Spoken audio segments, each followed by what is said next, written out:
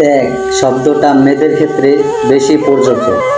যা পরিবার তাকে রাজকন্যার মতো বড় করেছে, সে পরিবারকেও তাকে একদিন ছেড়ে যেতে হবে। চামড়া কালো হয়ে যাবে বলে রান্নাঘরে না ঢোকা মেয়েটাও সারাদিন রান্নাঘরে চুলার সামনে কাটাবে। স্বাদের স্পট পাম্প পরা কালার করা চুলগুলো ঠিকমতো আঁচড়ানোর সুযোগও পাবেন। সংসার সামলাতে সামলাতে যে বান্ধবীদের ছাড়া একটা দিনও কাটতো না, যাদের কাছে মনের কথা শেয়ার না করলে পেটের ভাত হজম হতো না, তাদের সাথে যোগাযোগ হবে বছরে একবার, নয়তো হবেই না।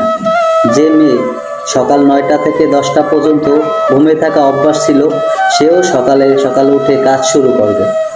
যে মেয়েটা শীতকালে খাট ছেড়ে উঠতে ইচ্ছে হতো না বলে মা মুখে করে খাবার তুলে দিত, তাকেও শীতের রাতে 7-8 বার সন্তানের প্রস্রাবের কথা বদলাতে হবে। যে মেয়েটা মাছের মাথা ছাড়া অন্য কিছু খেত না, স্বামী সন্তানের কথা ভেবে মাথা খাওয়ার ইচ্ছা লুকোতে হবে। যে মেয়েটা নিজের রুম ছাড়া কখনোই অন্য কোথাও ঘুমোতে পারতো না, তাকেও নতুন একটা রুমকে নিজের রুম বানাতে হবে। শখ, আহ্লাদ, বাড়ি, প্রিয়জন, বন্ধু সব কিছু ত্যাগ করেও অনেক সময় মেয়েটাকে কটু কথা শুনতে হবে। ব্যাপারটা সাংঘাতিক লজ্জার।